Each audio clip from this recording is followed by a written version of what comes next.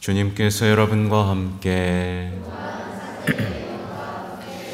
루카가 전한 거룩한 복음입니다. 주님 영광 받으소서. 그때 세리들과 죄인들이 예수님의 말씀을 들으려고 가까이 모여들고 있었다.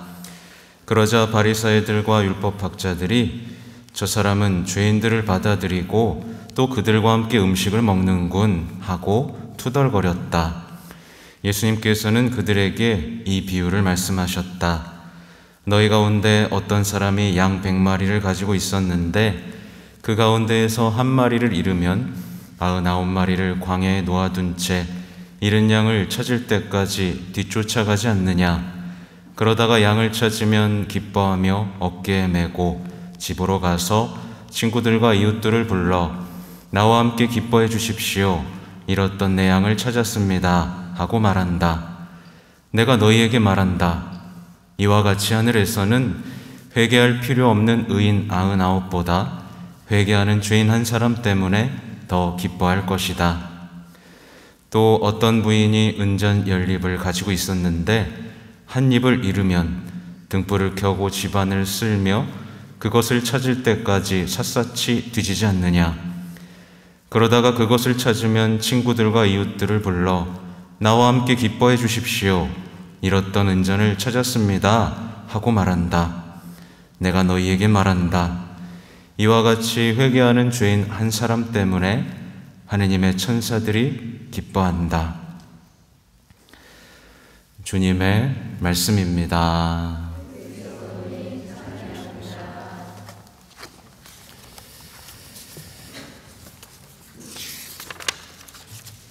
자비로이 교회를 이끌어 주신 주님 기억하며 감사하게 하소서.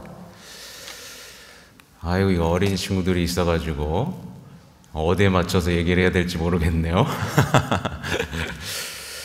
아무튼 오늘 복음 내용은 이제 예수님이 있는데 이제 그 당시에 정말 사람 취급도 안 받던 세리 또 죄인들이 예수님께 막 몰려들었을 때 일어난 일입니다.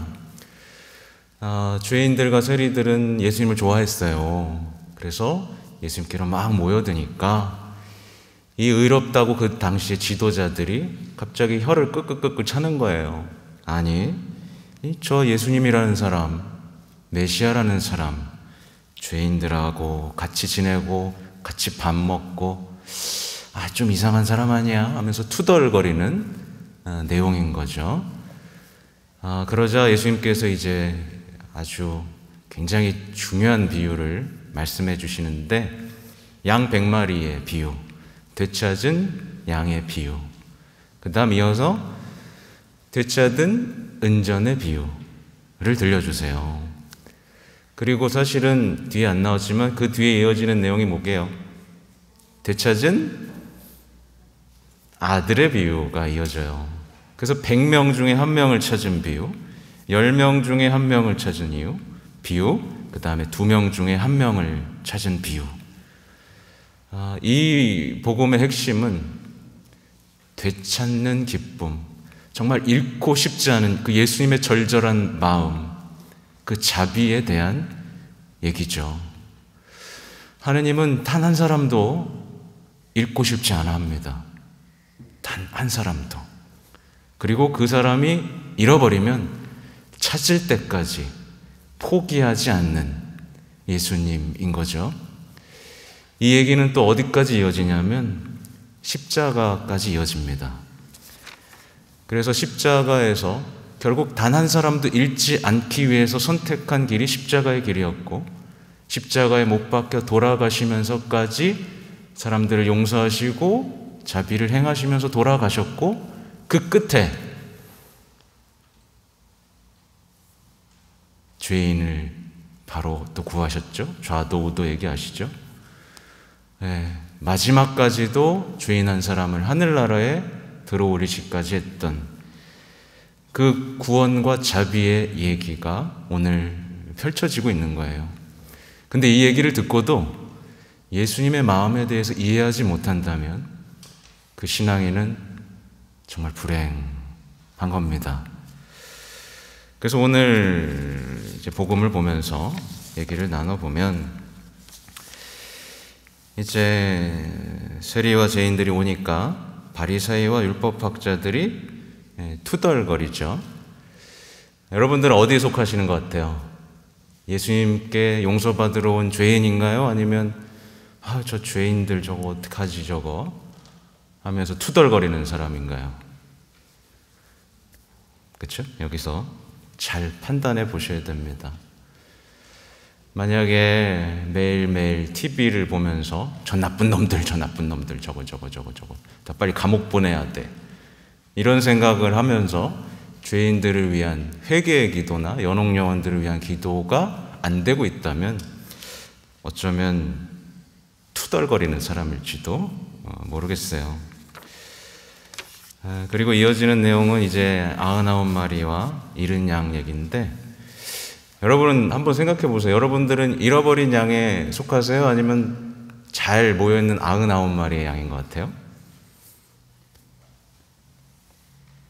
뭘까?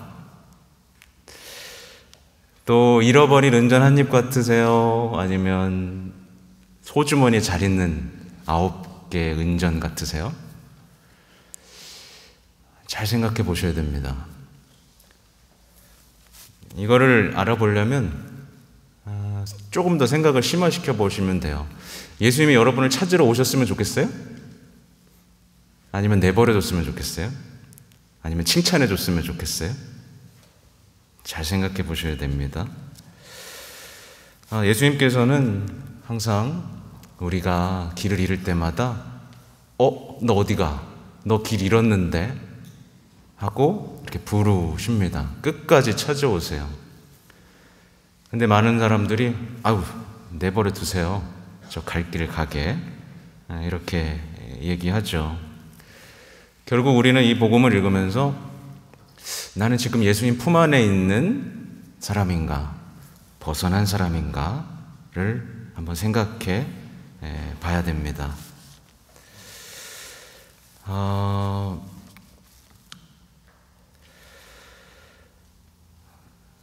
우선은 그런 것들을 잘 보는데, 또 하나, 아까 예수님의 마음을 보자고 그랬는데, 과연 우리는 양들을 찾아오시잖아요. 양 한 마리를 찾아왔는데, 여기서 감정을 잘 보셔야 됩니다.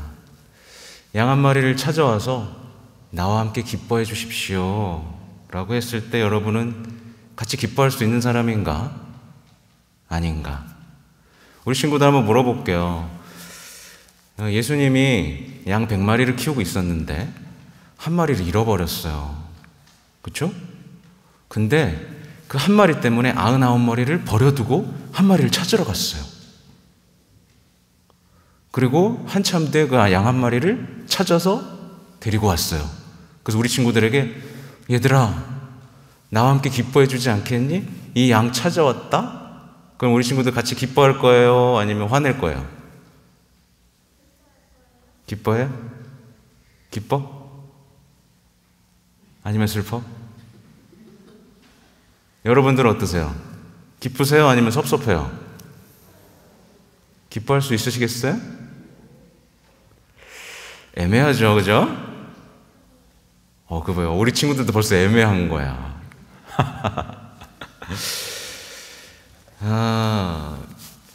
이게 뭐냐면 그 감정을 잘 느껴봐야 됩니다. 오늘날의 복음은 이렇게 99마리를 두고 한 마리를 찾아간 예수님에 대해서 이해를 못하는 사람들이 생겨나고 있는 거예요. 그러면서 이렇게 투덜거리는 거죠. 아니, 우리도 중요한데 왜 한 마리 때문에 가는 거야? 왜 우리를 두고 왜 찾으러 가는 거야? 그럼 우리 뭐가 되는 거야? 라고 투덜거리는 사람들이 있죠. 그리고 그 한 마리 때문에 우리 버리셔야 되겠어요? 이렇게 얘기하는 사람들이 생기고, 결국 이렇게 얘기하는 거죠. 저 죄인, 저 못난 양 한 마리 때문에 우리 99마리나 있는데 버리고 가시는 거예요? 라고 따지는 어떤 섭섭함. 그러면서 예수님한테 이렇게 얘기하는 거죠. 다음부터 양 한 마리 잃어버려도요, 가지 마세요. 그냥 우리랑 있어요. 이렇게 얘기할 수도 있는 겁니다. 다음부터 가시면 저도 짜증내고 화낼 거예요. 예. 그렇게 예수님께서 기뻐하시는 일을 하는데도 우리는 섭섭해하는 경우가 생기죠. 이게 어디서 벌어지냐면, 예를 들면 제가 한 사제가 어떤 단체를 이뻐해요. 네, 어떤 단체를 이뻐합니다. 그러면 다른 단체가 저 신부님은 저 단체만 예뻐해. 네. 예를 들면 제가 어린 친구들만 너무 예뻐해가지고 막 하면 할머니들이 갑자기 신부님은 애들만 좋아하고 우리는 보이지도 않나 봐. 예를 들면 이런 상황들인 거죠. 비슷한 거예요. 주님의 마음을 이해하지 못하고 주님께 우리의 마음 좀 이해해달라고 하는 신앙생활이 이어지면 진짜 엉뚱한 신앙생활을 하게 됩니다. 주님이 기뻐하시는 일에 함께 기뻐하는 게 아니라 주님이 우리 편만 해주고 신부가 자기 편만 해주고 자기 일이 잘 될 때만 기뻐하는 진짜 엉뚱한 신앙생활을 하게 되는 거예요. 이거 되게 심각한 문제입니다. 오늘날에 얼마나 많은 신앙인들이 예수님의 마음에 관심이 없어요. 예수님이 뭘 원하시고 무엇에 기뻐하시는지 관심 없고 예수님께 저 힘들고요. 저 좀 알아주세요. 여기에 매여 있는 겁니다. 그래서 오늘 복음을 읽고도 뭐가 기쁘다는 거야. 이렇게 어떻게 보면 하느님의 자비로움에 투덜거리는 사람이 돼버리는 거죠. 여러분들은 투덜거리는 사람입니까? 아니면 기뻐하는 사람입니까? 우리 친구들 기뻐할 수 있겠어요? 하느님이 가장 기뻐하시는 건 뭐라고요? 여기 써있죠?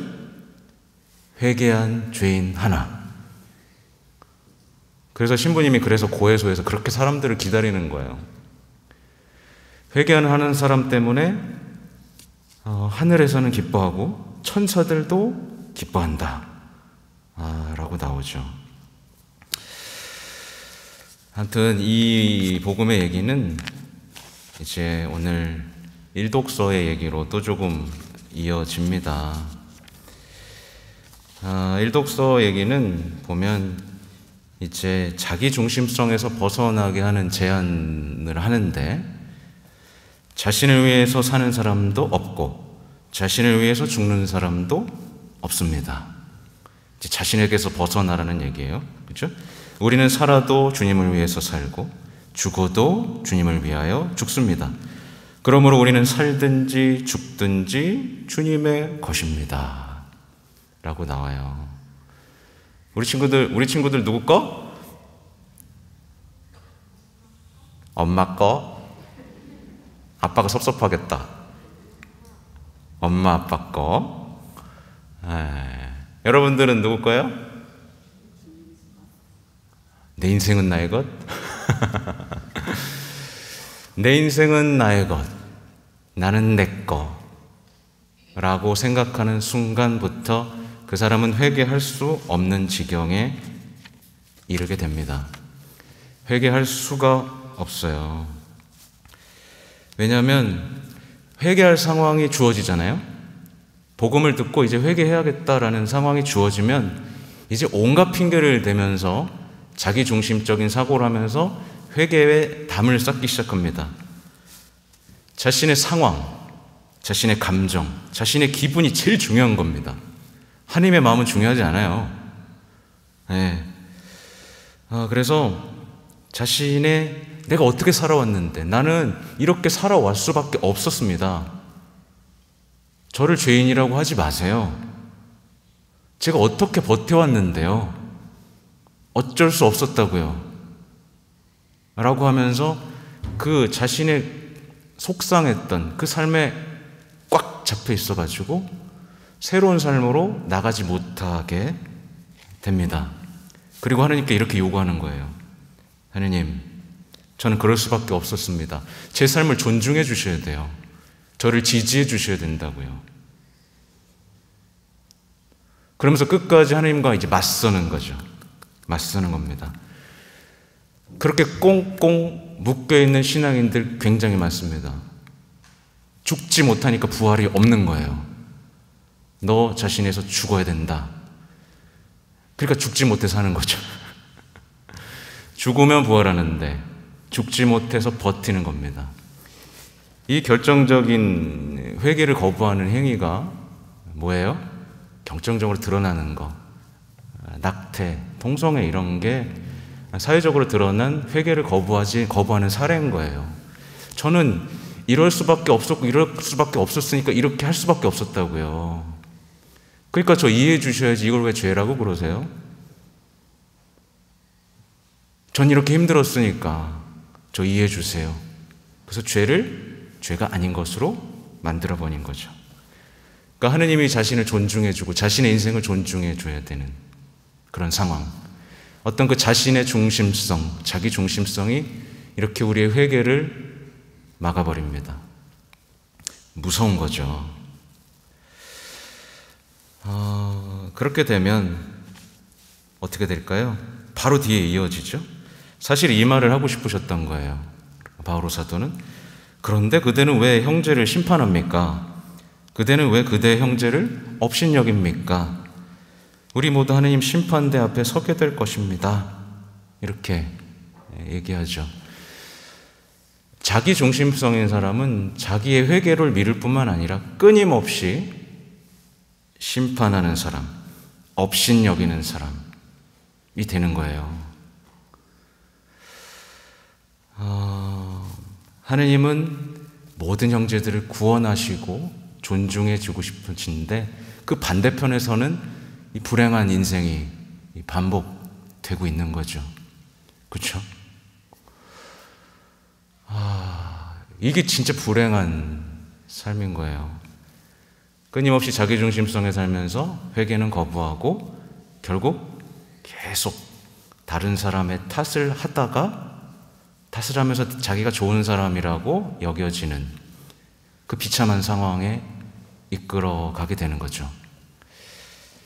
이와 관련된 게 제가 요즘에 유튜브를 보다가 이 사이코패스나 소시오패스에 대한 얘기들을 듣는데 저는 심리학적인 그런 거는 크게 관심은 없는데 그 사람들의 특징이 완전 자기 중심성이더라고요. 그러니까 자꾸 남탓만 하다가 살면 어떻게 되는 거죠? 남탓만 하면서 살면 그 사람은 이제 남의 고통을 느끼지 못하는 사람이 되는 거예요. 저 사람은 죽어도 돼. 저 사람은 없어도 돼. 남의 감정을 느끼지 못하고 자기 중심성이 되니까 나중에 어쩌고 저쩌고 해서 잔인하게 사람들을 죽이죠. 그죠? 남의 고통을 못 느끼는 거예요. 그리고 진짜 놀라웠던 게 한 소시오패스가 사이코패스였나? 누굴 죽여요. 초등학생을 죽여요. 초등학생을 죽여서 교도소에 갑니다. 17살이었나? 교도소에 가요. 인터뷰를 해요. 지금 뭐가 제일 힘들어요? 그럼 뭐라고 대답해야 돼요? 내가 그 아이를 죽여서 그 아이 때문에 너무 죄책감 때문에 힘들고 그 아이 때문에 힘들어하는 엄마들 때문에 너무 가슴이 아픕니다 해야 정상이죠? 근데 그 아이가 뭐라고 대답했냐면 밖에는 벚꽃이 한창일 텐데 그걸 구경하지 못하는 게 너무 힘들어요. 섬뜩하죠? 그러니까 자기 생각만 하는 거예요. 자기 생각만. 온통 중심이 자기인 겁니다. 자기인 거예요. 그러니까 하느님의 자비에는 관심이 없는 겁니다. 더 많은 사람들을 구원하고 더 많은 사람들을 행복하게 만들어야 되는 건 관심이 없고 하느님은 오로지 나만 행복하게 해줘야 되는 사람으로 전락해버리게 되는 거죠. 이게 이 시대가 이 시대를 해결할 수 있는 방법이 뭔지가 이제 정확하게 또 벌어지는 거죠. 이 시대를 해결할 수 있는 방법은 뭐냐면 부모님들이 자녀에게 뭐 하는 거예요? 조건 없는 사랑을 주는 겁니다. 조건 없는 사랑. 그리고 아이들과 함께 다른 사람에 대한 자선, 다른 사람에 대한 사랑을 함께, 그렇죠? 힘든 사람에 대해서 같이 도와주고 그들을 위해서 기도하고, 그렇죠? 죄인들을 위해서 기도하는 삶이 이어진다면 아이들은 이 험한 세상에서 망가지지 않는 겁니다. 그렇게 된다면 우리 아이들은 정말 이 시대의 중요한 소금과 빛이 되는 거죠. 그게 가장 우리에게 중요한 일이 되겠죠. 하여튼 우리 친구들, 신부님 강론이 길어서 미안합니다. 근데 오늘 신부님이 우리 친구들을 위해서 기도할 거예요. 우리 친구들을 정말 하나님의 보호 아래 딱 보호해 주시고 세상에 물들지 않고 하느님의 자녀로 꿋꿋하게 자라날 수 있도록, 그렇게 아름다운 어린이로 성장할 수 있도록 신부님 기도할게요. 알았죠? 절대로 하느님에게서 벌어진 잃어버린 양 댁이 없기, 잃어버린 은전 댁이 없기. 그렇죠? 그래요. 잠깐 묵상하겠습니다.